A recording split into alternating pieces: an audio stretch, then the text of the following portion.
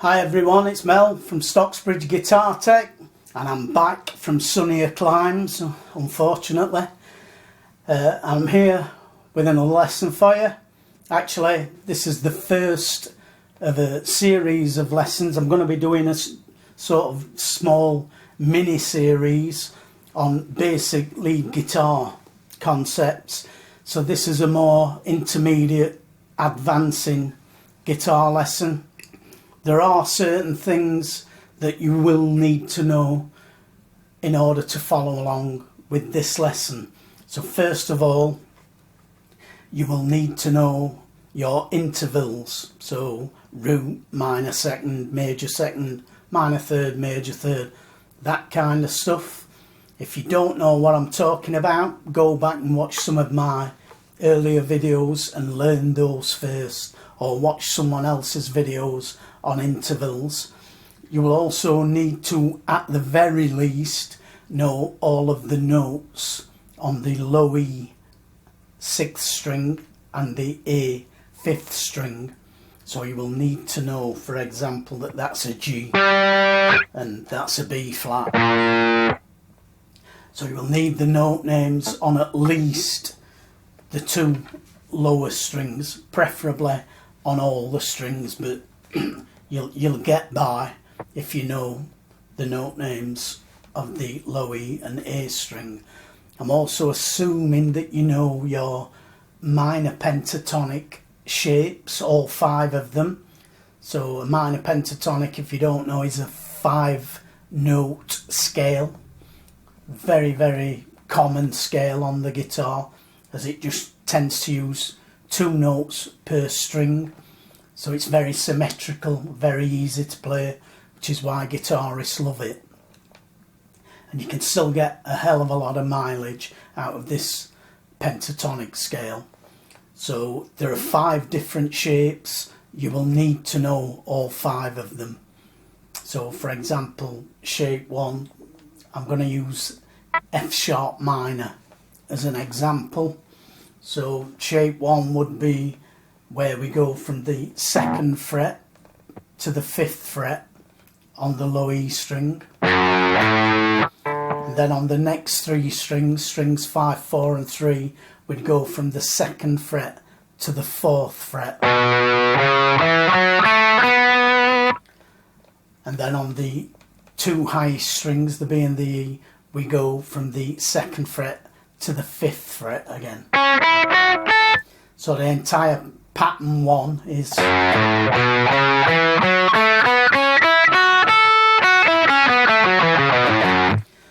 so again, if you don't know those, or if you're not 100% sure of them, you maybe know 1 or 2 of them but you don't know all 5, then again I urge you to go back and watch some of my earlier videos or watch some other videos on YouTube and make sure that you know all of your 5 pentatonic shapes. So you need to know the notes of the 2 lowest strings, you need to know your intervals from a minor 2nd up to a major 7th, and you need to know these 5 pentatonic shapes. So assuming that you know all of those, then let's have a look, let's dive in and have a look at this lesson. So for this lesson, we're just going to be dealing with basic triads, which are just 3-note chords, and basic minor and major triads. So every major chord and major scale has a relative minor to it. So for example, A major has a relative minor of F sharp. So A major and F sharp minor are relative to one another.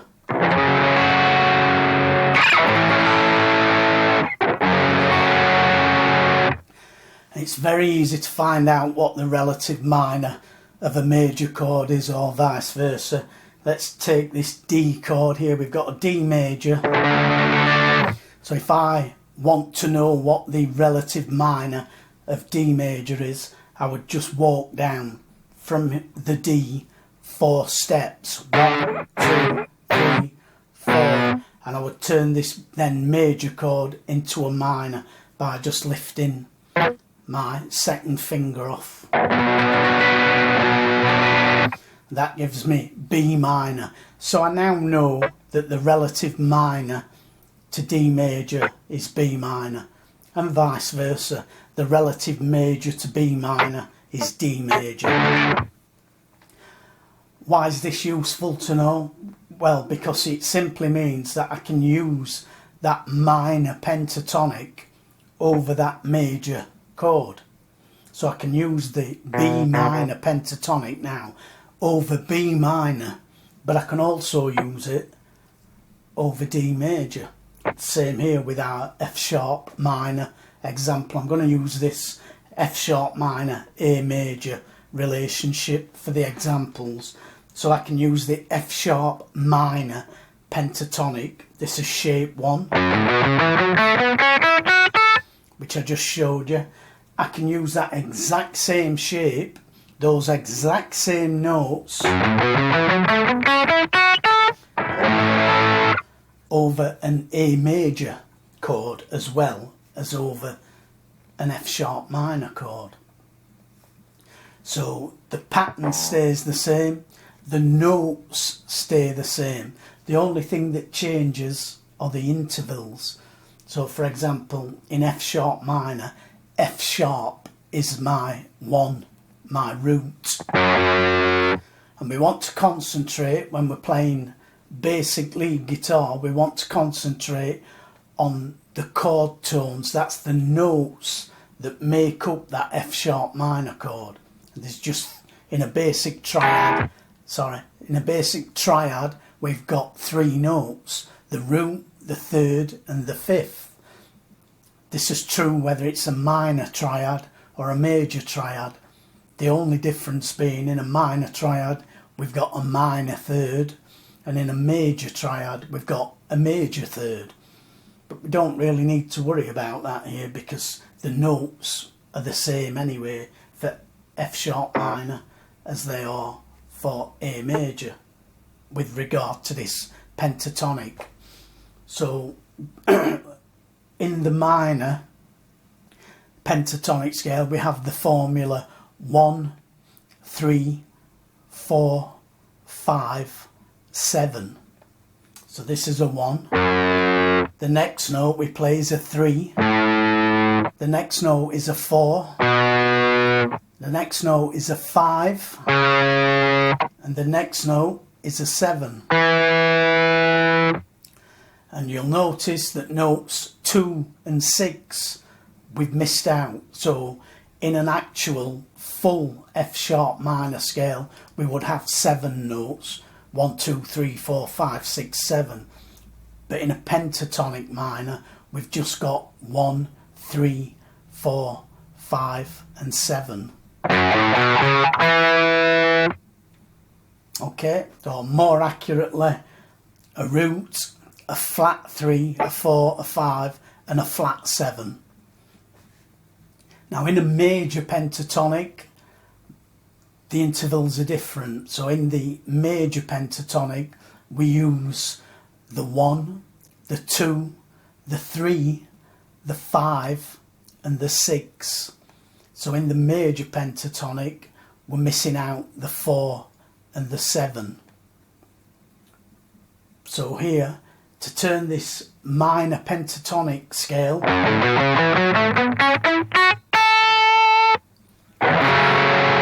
F sharp minor pentatonic scale, to turn that into an A major pentatonic scale, instead of starting here with the index finger on fret 2, we'd start with the pinky finger on fret 5 here, which is an A, so that's our root note for our A chord. But then we would just carry on as if we were playing that F sharp minor scale. So this would be our root, this would be our 2, this would be 3, this would be 5, and and this would be 6. Or more precisely, root, major 2nd, major 3rd, 5th and major 6th.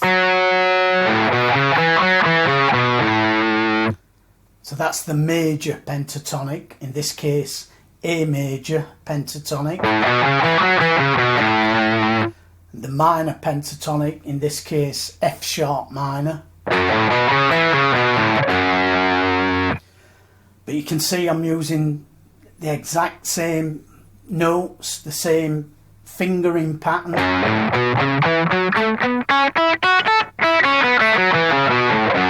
And that will fit over F sharp minor, and it will also fit over A major. Of course, once we know this, then we can start moving that around. So for example, if I went to here and played a B flat minor, I've got the same shape,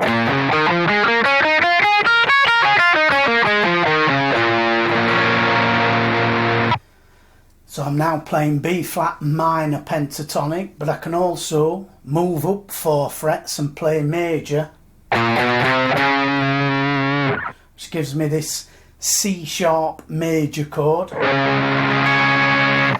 So I now know that I can play that B flat minor pentatonic over this C sharp major, but I would use this as my root with my pinky like I did down here, but I'd now start there.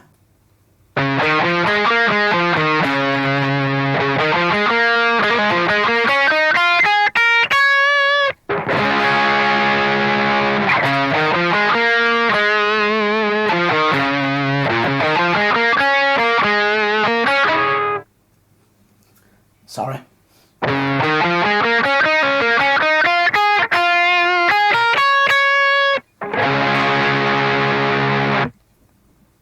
So you can see why this is useful, because we can play in the key of, in this case, B flat minor,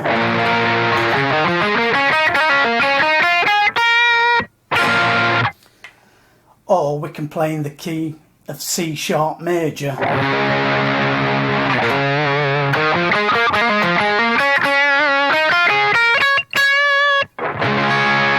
using the exact same fingering, using the exact same notes.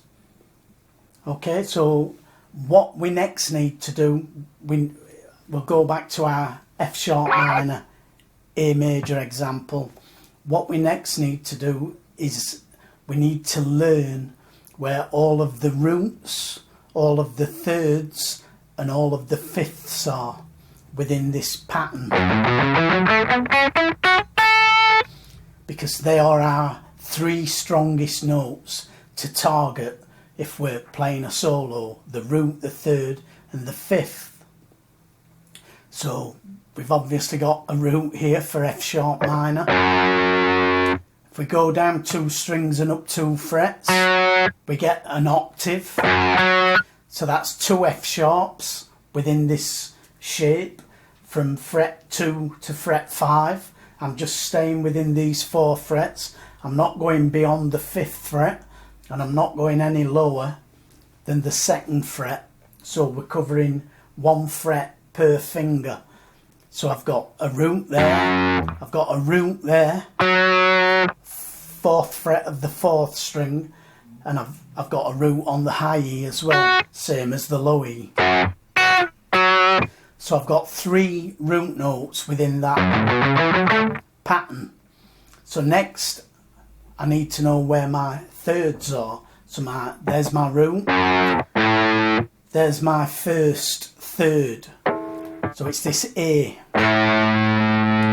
Now because I'm not going beyond this 5th fret, I've now got to find another A somewhere within these 4 frets. So if I go down from here 3 strings onto the 3rd string, the G, and then down 4 frets,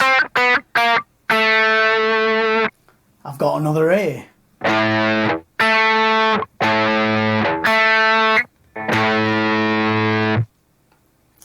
And then obviously, because I've got an A here on this E string, that must mean that I've got another A on the high E string. So I've got 3 minor thirds as well as 3 roots. I've got root, root, root, minor third, minor third, minor third. 3 roots, 3 thirds. Now we need to find the fifth. So the fifth is here, the C sharp. If you ever want to discover what the notes are in a basic triad, you can just go root, minor third, and then drop down 1 string and down 1 fret from there. And those are your 3 notes: root, third, fifth.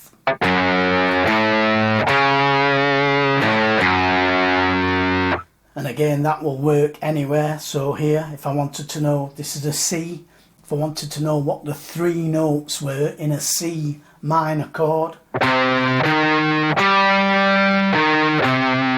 I just play that little pattern there, and then I figure out what the notes are. That's a C, that's an E flat, and that's a G. So I now know that C minor contains the notes C, E flat and G. Back to our F sharp minor, where we've got F sharp, A and C sharp. We've done the F sharps, the roots. We've done the minor thirds, the A's. Now here's our fifth. So again, I'm not going to go beyond the 5th fret, so I can't get anything higher, so I've got to go lower. And if I go down here to the 2nd string, 2nd fret, I've got another C sharp there. If you don't know the notes on these higher strings, you should be able to figure it out just by listening. So as long as you know that's a C sharp, then you can go, and you can hear how they're the same note, just a different pitch, right? If I go 1 higher, that doesn't sound right. If I go 1 lower, that doesn't sound right. So you should be able to figure it out. So in this pattern for F sharp minor, I have 3 roots, 3 thirds and 2 fifths. Those are my target notes. So I've got 8 notes there, 3 roots, 3 thirds and 2 fives out of a total of 12 notes, because we've got 2 notes per string. So that's not a bad ratio. I've got 8 notes there that will sound killer over an F sharp minor chord. So to give you an example, I'll just turn that down a bit. Right, I'll just play over F sharp minor.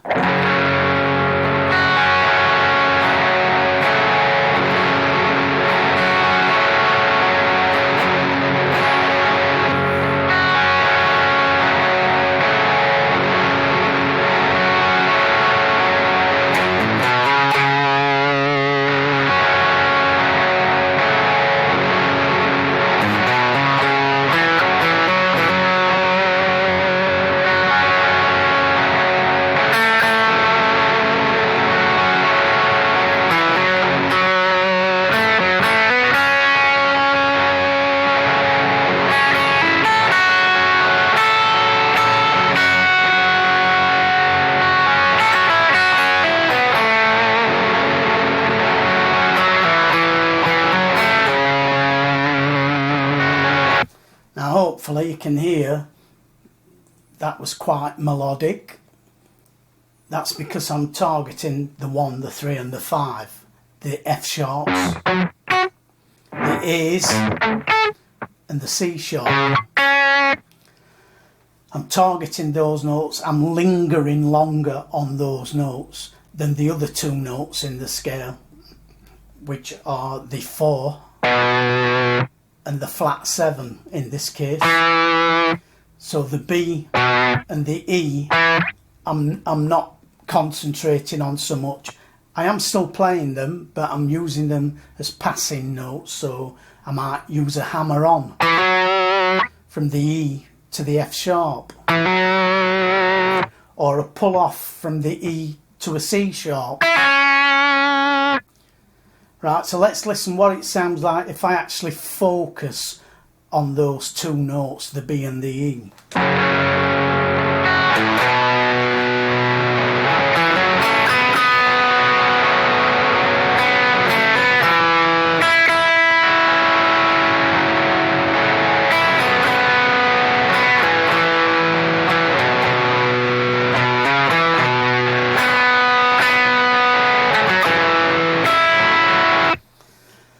So as you can hear, it doesn't sound as melodic. We can still use them, they're still in the scale, but you can hear it didn't sound as melodic as when I focused on those 1, 3 and 5 notes. So that's the concept I'm trying to get across to you here, is focus on the 1, the 3 and the 5, whether you're in minor or major. So now let's do the same thing, but with the A major chord. So again, we want to discover the roots, the thirds and the 5s. So there's our first root note with the little finger, 5th fret, because we're still staying within these 4 frets, 2, 3, 4 and 5. So we've got a root there.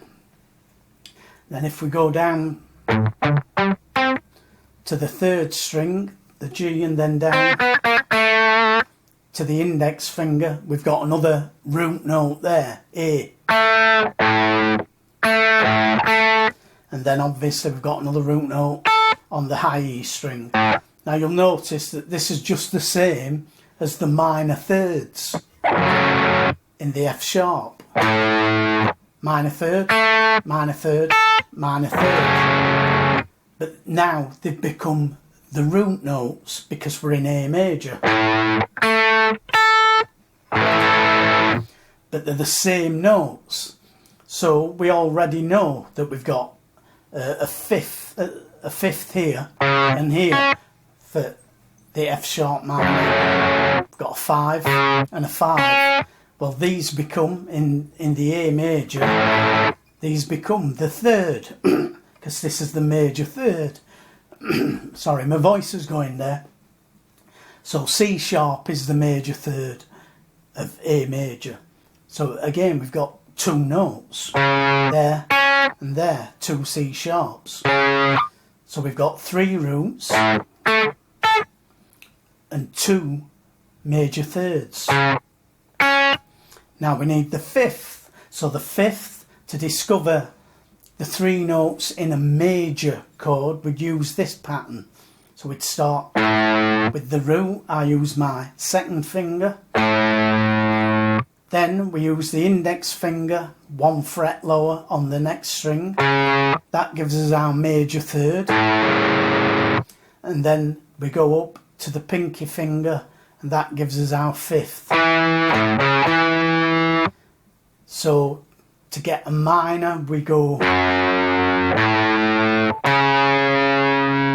to discover the notes in a minor chord, to discover the 3 notes in a major chord.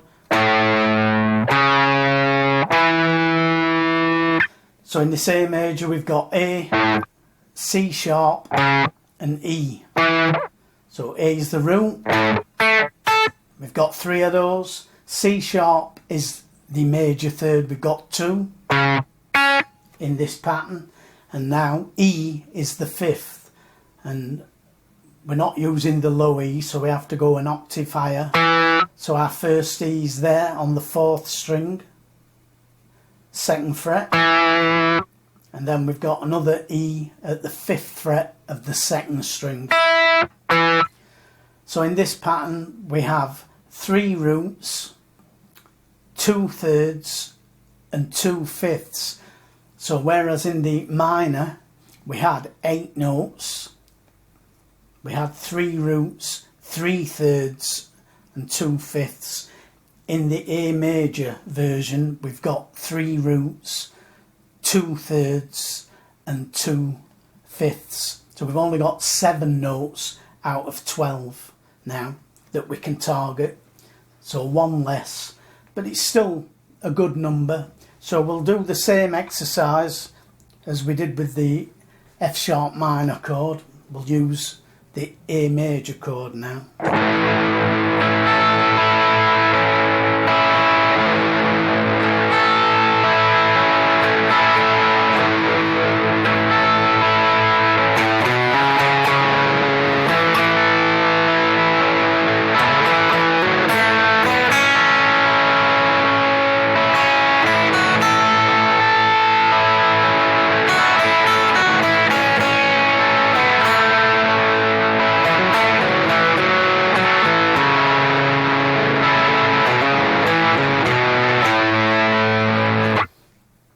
So again, hopefully you can hear that's nice and melodic. I'm targeting those 1, 3, 5s.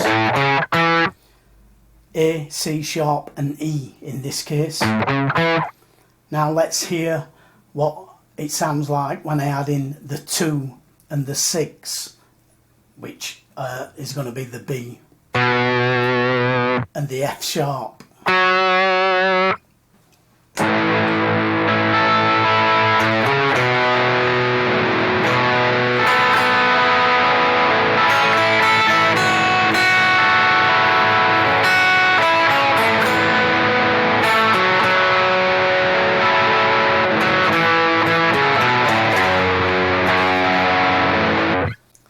Again, you can hear it doesn't sound quite as good. So remember to target the 1, the 3 and the 5. Okay folks, so what I'd like you to do now is go away and learn where the roots, the 3rds and the 5ths are for the other 4 shapes of that pentatonic. So stick with F sharp minor and A major to begin with, so you already know the notes in shape 1 because we've just been through them. Now go to shape 2 of the F sharp minor pentatonic and work out where the roots, the 3rds and the 5ths are for F sharp minor. And then do the same, work out where the roots, the 3rds and the 5ths are for A major around that 2nd minor pentatonic shape. Then do the same again for the 3rd pentatonic shape, the 4th pentatonic shape and the 5th pentatonic shape until you know where all the roots, all the 3rds and all the 5ths lie in all of those 5 different shapes for both F sharp minor and A major. And then once you've learned this, then you'll be able to apply that to any other major relative minor combination all across the neck.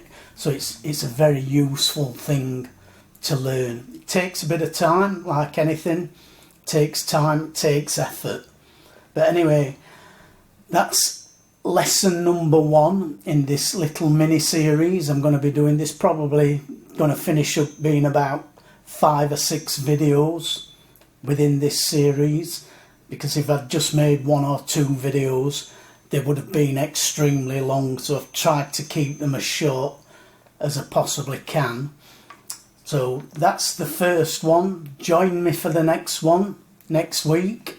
That's all for today. As ever, please remember to subscribe and click the little bell notification so that you're notified when the next video comes out. But that's all from me today.